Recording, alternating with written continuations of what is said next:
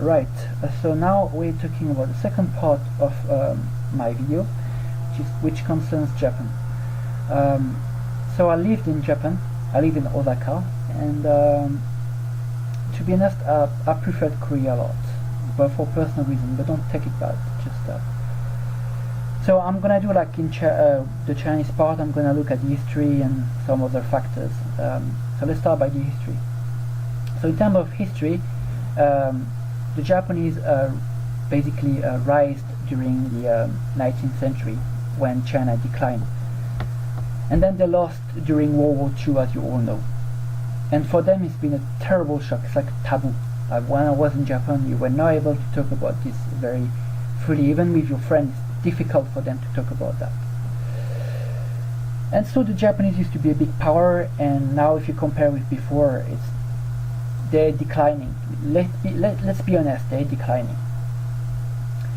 The Chinese and the Japanese people and government don't like each other, and this is due to the history between both countries. Like, I'm talking about the war and all the people who died in China, in Manchuria, and in Korea.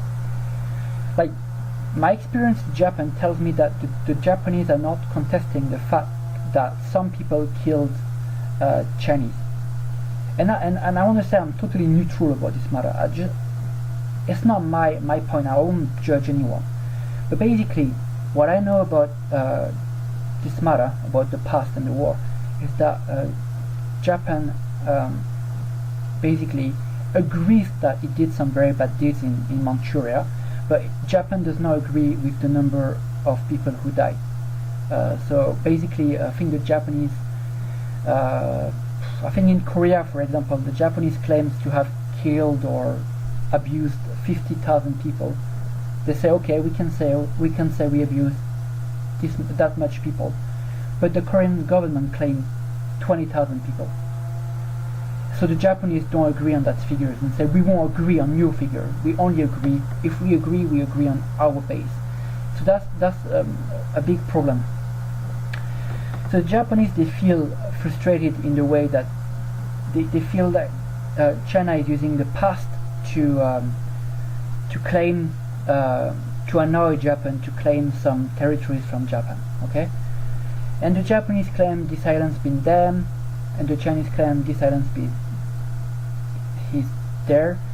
But to be honest, I think the island is more Chinese, but I had some friends who really love Japan who say the island is Japanese. I don't know about that. What I want to say is that basically the Japanese are aging. They don't do much babies anymore. So they're very conservative, and they're very annoyed about these history things, and you know, they really feel that China is using the island and the past to claim more and more space within Asia. On the Japanese perspective, they did the war in the Pacific. I'm saying on the Japanese perspective, right? Don't take me wrong. They say that they kicked out the imperial powers, which is France, Great Britain, the Dutch. But then after that, they became themselves an imperial power. So for the Japanese, it's not like what happened in the past is not that bad, and they have the feeling like inside themselves. You don't have to say you have to do that. You know, the government doesn't have to say to the Japanese, you have to resist the Chinese. It's inside their DNA. The Japanese feel that the Chinese always been that big brother that they have to keep an eye on. So the Japanese are basically, even though they're aging and they're not as much dynamic as before, for them it's very important to keep gaining ground in Asia and keep these islands under control. So the Japanese bought the island legally, like on the international rights. Basically, they can't be blamed. So for them, it's not even a matter of invasion or whatever, or imperialism. It's just they did it legal. It's legal. So as I told you, it's Japan is aging, and the new government, Abe Shinzo, is trying to show sign of strength to reassure these people in Japan to show that Japan is not dead, that Japan is not declining, that Japan can still claim territories, and Abe Shinzo is even planning to rearm Japan against China, and the reason for that is because the military spending in China has basically doubled Japan. So Abe Shinzo is now planning to rearm, which is not very good for the future perspective between these two countries. So that's what I want to talk about Japan. There's not much to say. That it's an old country with a lot of old people, and they have that feeling that they have to keep going, they have to keep fighting back, they have to keep Japan running, and they feel like the Chinese, the Korean are really abusing about the past, and they don't want to be a secondary power. Clearly, they want to keep they want to maintain their position within the world. So that's something you have to keep in mind, right? This is basically covered. Now the last part I'm going to talk about, guess who? The America, right? So I'm going to talk about America and the role it plays in the Asia in the Asian region, and then if you still bear with me, we can discuss about that later. Follow me up. Alright, so now that's the final part, and during that final part I want to talk about the USA and the role the USA plays in the region. So as you all know, I lived in Japan and Korea, and the importance of the USA for these countries is valuable for them. It's a big ally, especially for the Korean. I think the influence as well is very big. Not much on Japan, but on Korea. What I can say about the USA is that Obama, I think in 2012, visited Burma, Vietnam, Philippines, I think, Japan, Korea, etc., and you can see that Obama is trying to gather this country, including Thailand as well. I think, in my opinion, he's trying to gather this country against China. It's a very old tactics from into so-called declining empire, to gather smaller kingdoms and trying to form a bloc against this rising power. So I think the USA has this number one versus number two complex with China, and I'm not denying that at all. I mean, the Chinese have been waiting for a long time to see themselves rise again, and they feel that within the next century something can happen. So America is basically here in the region to keep China under control, and I think recently in terms of military power, even though China is investing more and more money into its military power, the USA remain by far the largest power on earth, and they're just really powerful.